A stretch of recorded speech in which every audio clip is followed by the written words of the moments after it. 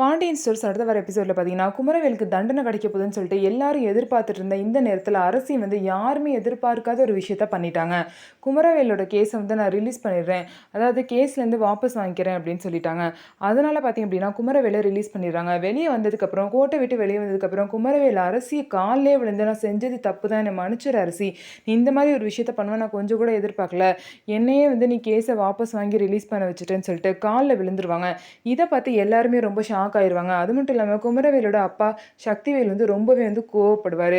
தன்னோட பையன் வந்து இவ காலெல்லாம் விழுந்துட்டாளே அப்படின்னு சொல்லிட்டு. அதுக்கப்புறம் வீட்டுக்கு போனதுக்கப்புறம் பார்த்தீங்க அப்படின்னா இந்த மாதிரி அரசியை ஏற்கனவே வந்து பொண்ணு கேட்ட சதீஷோட அம்மா வந்து வந்திருப்பாங்க.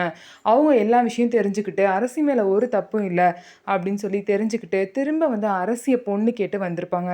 அரசிக்கு சதீஷை வந்து கேட்டு வந்திருக்கோம், திரும்ப கல்யாணம் பண்ணி வைப்பியா அப்படின்னு சொல்லிட்டு பாண்டியன் கிட்ட கேட்குறாங்க. அதுக்கு பாண்டியன் சொல்கிறாங்க, இனிமேல் அரசி கல்யாண விஷயத்தில் நான் எந்த முடிவும் எடுக்க மாட்டேன், அரசியோட முடிவு தான் எல்லாமே அப்படின்னு சொல்லிட்டு அரசியை தனியாக ரூமுக்கு கூட்டிகிட்டு போயிட்டு அரசிக்கிட்ட கேட்குறாங்க. நீ என்னப்பா சொல்கிற, அதுதான் என்னோட முடிவும், நீ வந்து என்ன சொல்கிற, அவங்கள்ட்ட நான் போய் என்ன பதில் சொல்ல அப்படின்னு சொல்லிட்டு அரசிக்கிட்ட பாண்டியன் வந்து கேட்குறாங்க.